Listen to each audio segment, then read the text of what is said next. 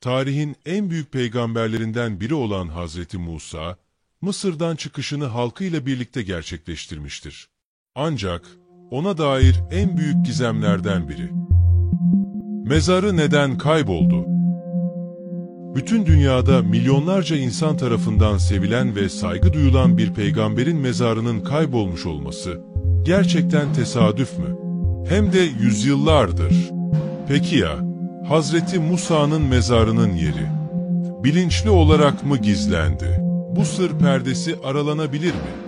Gerçekler sandığımızdan daha farklı olabilir mi? Hazırsanız, tarihin en büyük gizemlerinden birini keşfetmeye çıkıyoruz. Hazreti Musa'nın ölümüne dair kaynaklarda farklı görüşler bulunuyor. İslam kaynaklarında, özellikle Kur'an ve hadislerde, Hazreti Musa'nın Nebo Dağı'nda öldüğü belirtilir. Bu dağ, Ürdün'de yer alıyor ve birçok kişi burada onun anısını yaşatmak için bu bölgeyi ziyaret eder. Fakat burada dikkat çeken bir nokta var. Hiçbir kaynak, Hazreti Musa'nın mezarının tam olarak nerede olduğunu açıkça belirtmiyor.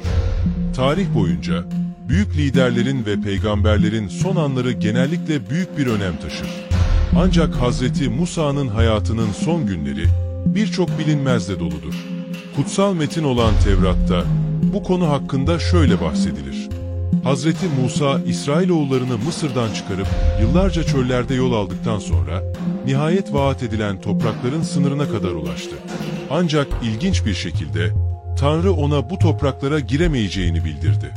Musa'nın son yolculuğu, Ürdün topraklarında yer alan Nebo Dağı'nda sona erdi. Tanrı ona buradan vaat edilen toprakları gösterdi. Ancak içine girmesine izin vermedi. Hazreti Musa, Nebo Dağı'nda tek başınaydı. Kutsal kitaplarda, onun orada öldüğü ve bizzat Tanrı tarafından gömüldüğü yazıyor. Fakat en büyük soru işareti burada başlıyor. Mezarının yeri neden bilinmiyor? Hazreti Musa'nın ölümünden sonra en büyük sır olarak kalan şey, mezarının tam konumunun bilinmemesi oldu. Neden Tanrı bizzat onu gizledi? İsrailoğulları neden mezarını öğrenemedi? Yoksa birileri hala bu sırrı biliyor mu? Hazreti Musa'nın ölümüyle ilgili en dikkat çekici detaylardan biri, mezarının Tanrı tarafından gizlendiğinin belirtilmesidir. Tevrat'ta şöyle der: "Ve Musa, Rabbin buyruğu uyarınca Moab topraklarında öldü. Rab onu Moab diyarında, Beyteperun karşısında gömdü. Fakat bugüne kadar mezarının yerini kimse bilmemektedir." Hazreti Musa'nın yaşadığı dönemde insanlar, büyük liderlerinin mezarlarını kutsal bir ziyaret yeri haline getirme eğilimindeydi. Hazreti Musa'nın mezarı bilinmiş olsaydı, muhtemelen İsrailoğulları bu mezarı bir tapınak haline getirip, burada dini ritüeller yapabilirlerdi. Bunu önlemek için, Tanrı'nın bilinçli olarak mezarı gizlediği düşünülüyor. Yahudi kaynaklarında, Hazreti Musa'nın neden kutsal bir figür olarak anılmaması gerektiği konusunda uyarılar bulunur.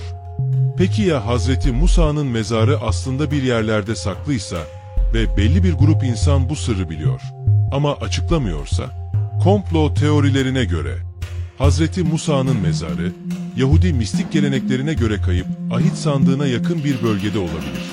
Nebo Dağı, Sina Yarımadası veya Ürdün'de bir yerlerde bulunuyor olabilir. Bazı gizli cemiyetler veya dini gruplar bu bilgiyi biliyor olabilir. Hazreti Musa'nın mezarı yüzyıllardır kayıp. Ancak tarihçiler ve arkeologlar hala bu sırrı çözmek için çalışmalarına devam ediyor. Peki, bugüne kadar hangi keşifler yapıldı? Mezara dair yeni teoriler ne söylüyor? Ve gerçekten bulunabilir mi? Bugünkü Ürdün sınırları içinde yer alan Nebo Dağı, Hazreti Musa'nın öldüğü yer olarak kabul edilir. Hristiyan ve Yahudi geleneklerinde, Nebo Dağı Hazreti Musa'nın kutsal topraklara baktığı ama asla giremediği son yer olarak anılır. Burada mozaik zeminli eski bir kilise ve bazı antik mezarlar bulundu. Peki, bunlardan biri Hazreti Musa'ya mı ait? Bazı mistik teorilere göre, Hazreti Musa'nın mezarı, kayıp ahit sandığının saklandığı yerle bağlantılı olabilir. Ahit sandığının, Hazreti Musa'nın yanına gömüldüğüne dair iddialar var.